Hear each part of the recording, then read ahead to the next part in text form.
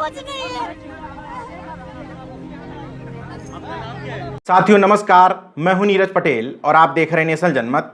लौट कर नहीं जाएंगे, लौट कर नहीं जाएंगे, लेकिन लौट कर तो तब नहीं जाओगे जब पहले अपने घर आ जाओगे।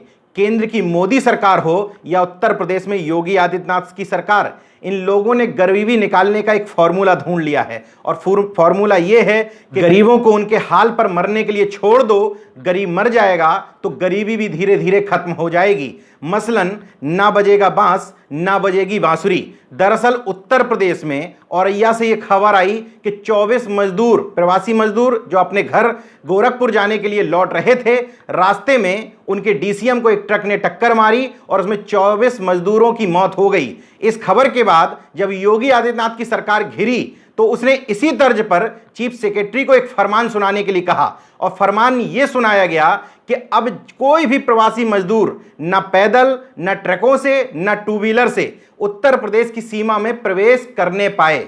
इसका मतलब जो मजदूर अभी तक किसी भी तरीके से पैसा जोड़ करके अन्य साधनों से अपने प्रदेश में वापस आ रहे थे, उनके ऊपर आपने स्पष्ट लगाम इसलिए लगा दी क्योंकि आपके ऊपर यह सवाल ना उठे कि उत्तर प्रदेश की सीमा में मजदूरों की मौत हो गई और आप उचित मुआवजा भी ना दे पाए। मुआवजे पर सवाल इसलिए उठे क्योंकि अखिलेश यादव, जो इस समय सत्ता में नहीं है, उन्होंने सत्तारूढ़ सीएम से पहले सभी मृतक मजदूरों के परिजनों को पार्टी फंड से 1-1 लाख रुपए देने की घोषणा की।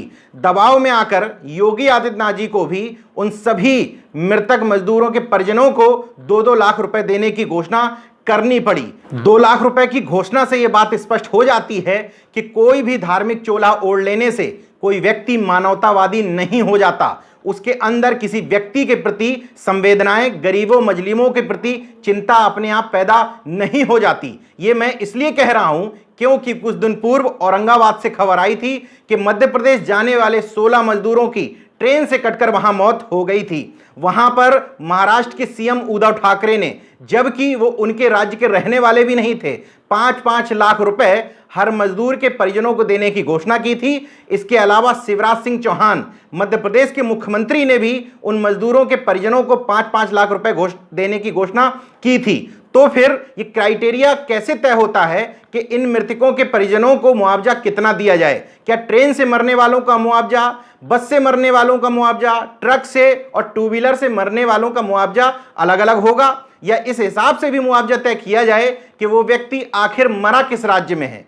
यहां पर यह भी सवाल खड़ा होता है कि मजदूरों की मौत पर जो मुआवजा दिया जा रहा है उसका क्राइटेरिया आखिर किस बात पर डिपेंड होगा?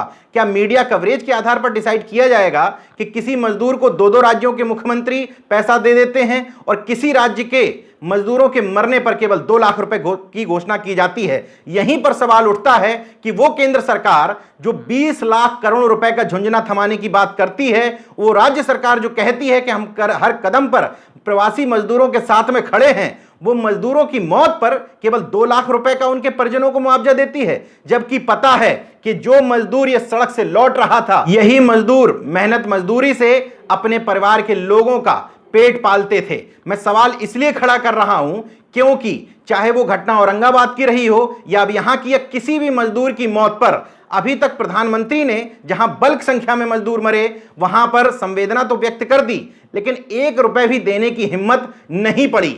इसलिए मुझे संदेह होता है कि 20 लाख करोड़ रुपए का जो पैकेज का झुंझुना आपने थमाया है वो लोगों के पास पहुंच भी पाएगा या नहीं पहुंच पाएगा। जहां सीधे तौर पर केंद्र सरकार को और राज्य सरकारों को मदद करनी चाहिए, वहां तो आपकी जेब से 1 रुपए नहीं छूट रहा है। पीएम केयर फंड में करोड़ों अरबों रुपए रख करके आप उसका हिसाब नहीं देना चाहते हो, तो हम कैसे आपकी नीयत पर संदेह ना करें कि आपने देशवासियों को जो झुंझुना थमाया है उसका 5% और 10% हिस्सा भी उनके पास तक पहुंच जाएगा। उत्तर प्रदेश के मुख्यमंत्री और चीफ सेक्रेटरी ने बयान जारी करते हुए कहा कि हम तो पहले दिन से ही मजदूरों से अपील कर रहे हैं कि पैदल ना चलें और अवैध वाहनों का इस्तेमाल ना करें। लेकिन मैं भी सवाल पूछना चाहता हूं चीफ सेक्रेटरी से और मुख्यमंत्री साहब से कि 30 अप्रैल को केंद्र सरकार द्वारा एक गाइडलाइन जारी की गई थी कि प्रवासी मजदूरों को उनके राज्य वापस भेजा जा सकता है।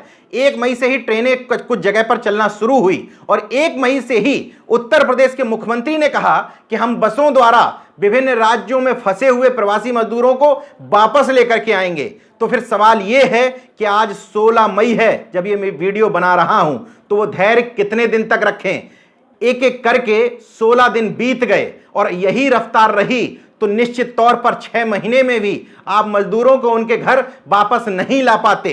वो तो भला मानिए उन मजदूरों का जो पैदल आ गए, कुछ छुप छिपा करके ट्रकों में आ गए, टैक्सियों में आ गए, उन्हीं संख्या को जोड़ करके आप बड़ी शान से बताते हैं कि हमने इतने प्रवासी मजदूरों को उत्तर प्रदेश में वापस बुला लिया, वरना आपकी संख्या कुछ हजारों में सिमटी होती। इसी आदेश में उत्तर प्रदेश के चीफ सेक्रेटरी महोदय यह भी बता रहे हैं कि जो विभिन्न प्रदेशों से लगते हुए सीमावर्ती जिले हैं, उन जिले के जिलाधिकारियों को कहा गया है कि 200 बसें आप प्रवासी मजदूरों के लिए रिजर्व रखें, उन बसों में बैठाल करके मजदूरों को गंतव्य स्थान तक भेजें। लेकिन सवाल यही है चीफ सेक्रेटरी महोदय मेरा कि जब आप कह रहे हैं कि टू व्हीलर से, पैदल, ट्रकों से, अन्य वाहनों से उनको उत्तर प्रदेश की सीमा में घुसने ही न दिया जाए, तो वो मजदूर उन बसों तक पहुंचेंगे कैसे जो सीमावर्ती जिलों में खड़ी की हुई हैं? क्या वो मजदूर 4 व्हीलर खरीद करके उन बसों तक पहुंचेंगे? इस तरह के निर्णय इसलिए लिए जाते हैं क्योंकि ये निर्णय केवल गोदी मीडिया को बताने के लिए होते हैं। बाकी गोदी मीडिया हेडलाइन सेट कर देती है और ये चलाना शुरू कर देती है कि अब जो प्रवासी मजदूर उत्तर प्रदेश की सीमा में आएंगे उनके लिए सीमावर्ती जिलों में बसों की उपलब्धता सुनिश्चित कर दी गई है। लेकिन वो अन्य राज्यों से इन सीमावर्ती जिलों तक आएंगे कैसे? इसका उत्तर ना गोदी मीडिया के पास है और ना आपके पास है, ना आप उत्तर ढूंढने की कोशिश करते हैं, क्योंकि आपको पता है कि इस समय जो भी सवाल पूछेगा उसके लिए गोदी मीडिया आपके लिए ढाल की तरह खड़ी है, उसको देशद्रोही साबित कर देगी। लेकिन मैं निश्चित तौर पर आपसे सवाल पूछूंगा कि जो ट्रेनें आपके द्वारा चलवाई जा रही हैं वो नाकाफी हैं, जो बसें अभी तक चलवाई गई वो नाकाफी है। तो ऐसे समय में जब विपक्ष की सकारात्मक भूमिका निभाते हुए प्रियंका गांधी की तरफ से एक पत्र आपको दिया गया कि वो अपने पैसे से, आपसे पैसा भी नहीं मांग रही हैं, 1000 बसों को चलवाना चाहती हैं, 500 बसें गाजियाबाद बॉर्डर से, 500 बसें नोएडा बॉर्डर से, तो इन बसों को चलवाने की अनुमति आपके द्वारा क्यों नहीं दी जा रही है? विपक्ष ने एक सकारात्मक भूमिका निभाई, अखिलेश यादव ने भी अपनी तरफ से इन सभी मजदूरों के परिजनों के लिए 1-1 लाख रुपए की घोषणा की, तो कम से कम शर्म की वजह से ही आप 5 लाख या 10 लाख रुपए इन मजदूरों के परिजनों के लिए घोषणा कर देते। लेकिन हिम्मत नहीं पड़ी क्योंकि आपकी नीयत में ही खोट है। सरकारों की बदइंतजामी और नाकामी इस स्तर तक पहुंच गई है कि अभी तो मजदूर चोरी करने के लिए निवेदन कर रहे हैं, लेकिन आगे ये विवश स्थिति बढ़ती चली जाएगी, इसलिए क्योंकि रेलवे स्टेशनों से लेकर तमाम सारी जगह छीना झपटी की वीडियो सामने आ रही हैं। बगल में एक वीडियो आप देख रहे हैं, ये ऐसे ही किसी रेलवे स्टेशन का है जहां पर बिस्कुट के पैकेटों के लिए मजदूर आपस में लड़ रहे हैं। अब मैं एक उदाहरण आपको बताता हूं। भरतपुर से बरेली एक मजदूर को आना था, उसने माफीनामा लिखा और एक व्यक्ति की साइकिल चुरा ली। माफीनामा लिखते हुए उसने कहा, मैं आपकी साइकिल लेकर जा रहा हूं, मुझे माफ कर देना, मेरे पास बरेली जाने का और कोई साधन नहीं था, मेरा एक बच्चा है जो विकलांग है, उसके लिए मुझे ऐसा करना पड़ रहा है, आपका कसूरवार एक मजदूर एक मजबूर, मजबूरी है जो बड़े बड़े कांड करा देती है। देश में इस समय अराजकता की स्थिति बढ़ रही है, चारों तरफ मजबूर मजदूर सड़क पर उतर रहा है। ऐसा ही एक वीडियो मेरे पास दिल्ली से भेजा गया है, ये दिल्ली बॉर्डर की तस्वीरें हैं, इसमें से ज्यादातर श्रमिक उत्तर प्रदेश आना चाहते हैं। इनको उत्तर प्रदेश लाने की क्या योजना है, कैसे लाए जाएंगे, कब तक लाए जाएंगे, ये आप नहीं बता रहे हैं। यही वजह है कि मजदूरों की भीड़ अब सड़क पर उतरने लगी है। उनके पास खाने को नहीं है, पीने को नहीं है, पैसा नहीं है, जिन घरों में वो रह रहे हैं उन घरों में देने के लिए किराया नहीं है, तो मकान मालिक से उनकी लड़ाई हो रही है। इस समय देश में इस तरह की भयावह तस्वीरें आने लगी हैं। किसी महिला का बच्चा पैदल चलने की वजह से पेट में ही मर जा रहा है। कोई महिला बच्चे को जन्म देती है, उसके 2 घंटे बाद चल करके 150 किलोमीटर सफर तय करती है।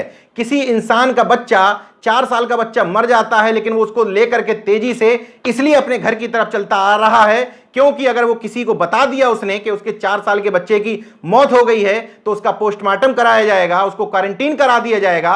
इसलिए बेचारा वो किसी को बता भी नहीं पा रहा है कि वो अपने कांधों पर अपने 4 साल के बच्चे की लाश लेकर टहल रहा है। इन सब खबरों को देखने के बाद भी अगर आपकी अंतरात्मा नहीं पसीजती है, आपको इस सरकार पर सवाल उठाने का मन नहीं करता है, तो आपके अंदर का इंसान पूरी तरीके से मर चुका है। नेशनल जनमत के पास प्रतिदिन 500 से 1000 मजदूरों के फोन आते हैं। कई फोन उठा पाता हूं, कई फोन नहीं उठा पाता हूं, लेकिन जिन मजदूरों से बात हो जाती है उन मजदूरों की समस्याएं लगातार मुख्यमंत्री योगी आदित्यनाथ के ट्विटर हैंडल पर और सीएम ऑफिस के ट्विटर हैंडल पर ट्वीट करता रहता हूं, लेकिन सरकार की कानों पर जू नहीं रेंगती है। जबकि सरकार की अगर नीयत ठीक है तो उन्हीं नंबरों के माध्यम से हजारों मजदूरों को वापस लाया जा सकता है।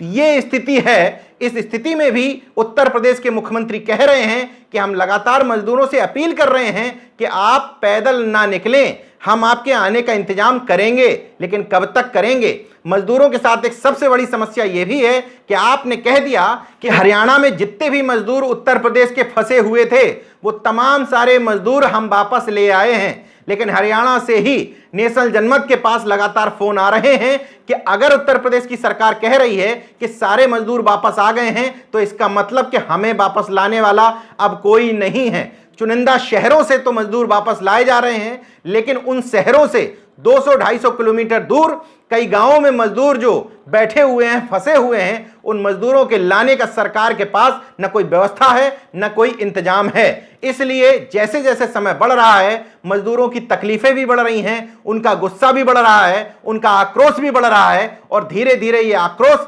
विद्रोह में तब्दील होता चला जा रहा है।